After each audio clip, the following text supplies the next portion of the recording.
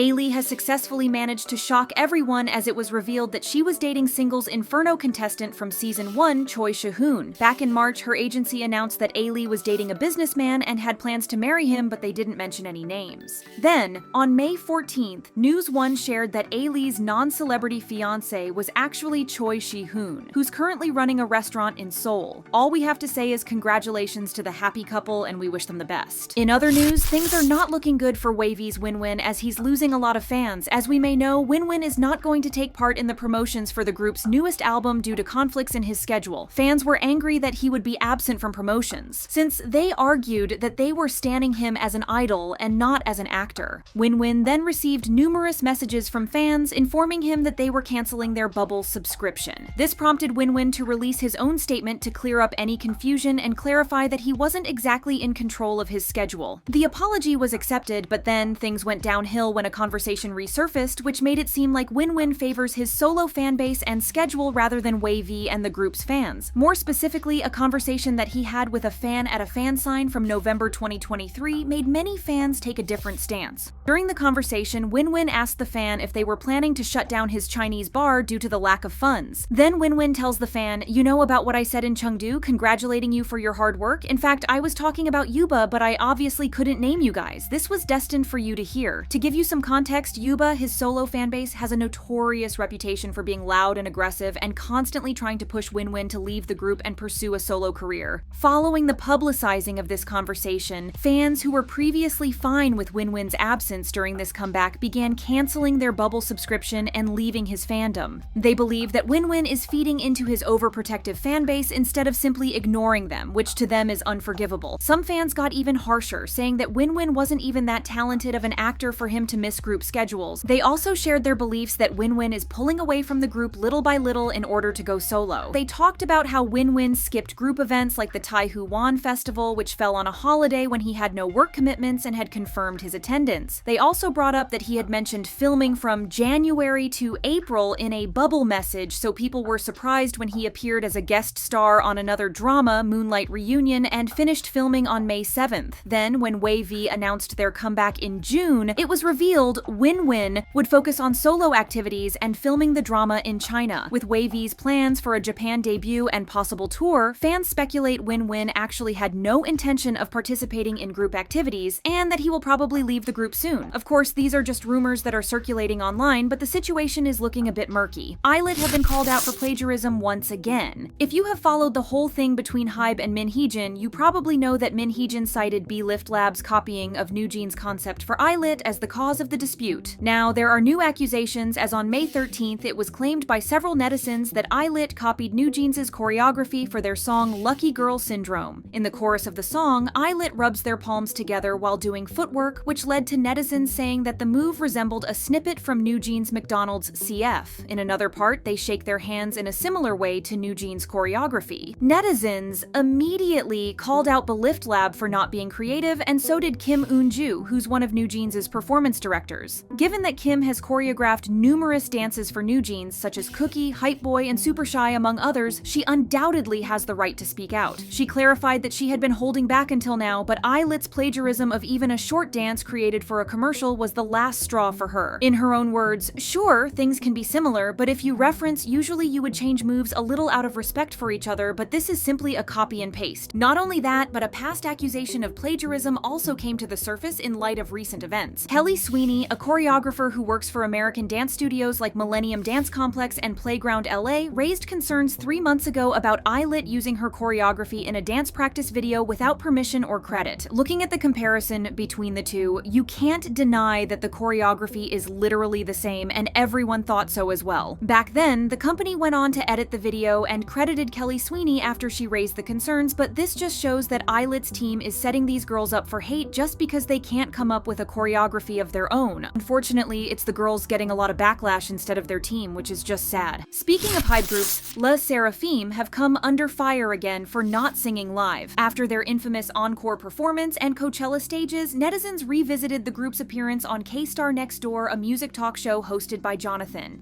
This post got a lot of attention on Korean forums recently as it sparked a new wave of backlash despite the performance being old. In the show, artists usually have an interview or a discussion with Jonathan before giving a live performance. Regardless of whether all group members participate or hold vocalist positions, they all sing live on the show. Well, except for SSERAFIM apparently. The episode that caught the attention of netizens was from the Anti-Fragile era, and it featured members Sakura, Kazuha, and Eunchae. In this episode, instead of a vocal performance, the interview was followed by only a dance performance citing unavoidable circumstances as the reason why the girls didn't sing live. Though these circumstances weren't exactly clarified, netizens seemed to think that the three members lacked confidence in their vocal abilities to sing live, so the show came up with the excuse of unavoidable circumstances. It didn't help that the three members are the ones who are the most criticized over their vocals. Commenters on online forums said even groups with no main vocals on the show will still sing live. If you can't sing as a substitute, you're not a singer but a dancer. Now let's move on to the latest updates of the HYBE and Min Hee Jin conflict, as the parents have finally decided to speak up. Specifically, Ms. A member's mother, shared just how distressed she had been feeling recently in a phone interview with Ilgan Sports. She confirmed that the parents were the ones who raised the issue of ILLIT's plagiarism to Min Hee Jin, who then forwarded these complaints to HYBE in 2 separate emails. Ms. A also addressed how their children were deliberately ignored by Bang Si-hyuk. Apparently, there were several occasions in which he avoided interactions with members even when he was alone with them and didn't greet them back when greeted. In one instance, he was apparently in an elevator alone with one of the members, and when the latter talked to him, he didn't reply to her or even acknowledge her whatsoever. HYBE personnel excused his behavior, attributing it to face blindness. Ms. A, however, didn't quite believe this, saying that basic greetings should still be acknowledged. She said that the members felt embarrassed, ignored, or deliberately avoided by him, which the parents found childish and unbelievable, especially considering the members were in high school. In a shocking turn of events, Ms. A also mentioned that HYBE's CEO planned for NewJeans to go on a long vacation after the Tokyo Dome event, lasting about a year and a half, to recruit a Grammy-winning producer to work with the group. Despite this explanation, though, Ms. A questioned why it would take so long to find a producer, given HYBE's resources and contacts. Regardless of everything, though, the mothers of all members were clear in their support of Min Hee Jin and had stated that they wanted her to remain in the company. HYBE's response only made matters worse for them, as on May 13th, they issued a statement in an attempt to clarify everything. They confirmed that they got an email from NewJeans' parents on April 3rd, but said that they replied on April 16th. In fact, they claimed that the email was actually written by Vice President L, and Min Hee Jin said that a door involved the parents because Min Hee Jin knew that she would be violating the shareholder agreement if she was the one to raise the issue. As for the allegations that Bang Si-hyuk didn't greet the NewJeans members, a representative company said it's difficult to answer. But on May 14th, Dispatch published an article about the feud between HYBE and Adore. They stood on their claims that HYBE had found overwhelming evidence that Adore was planning to leave. However, they criticized CEO Park Ji-won, suggesting that Min Hee Jin's statements turned HYBE's evidence against her into schemes. They also taunted HYBE for focusing more on money spent than on caring for the group, which was pretty surprising. Dispatch also stated that the uproar over NewJeans' planned 18-month hiatus was a misunderstanding, revealing that HYBE had complained to Dispatch about Min Hee Jin manipulating their intentions regarding the group's vacation, comeback, and finding a new producer. Dispatch then expressed disappointment in HYBE's response to the controversy and reminded them that they were primarily an entertainment company, writing, "What's most important to the business is public sentiment. It is as important as the law." However, HYBE continues to fail to win over the public with its response. Some people are joking about how HYBE's contract with Dispatch must have ended since they blasted the company so publicly, but other netizens are arguing that the article actually favored HYBE, painting Min Hee Jin to be someone who is very emotional rather than factual.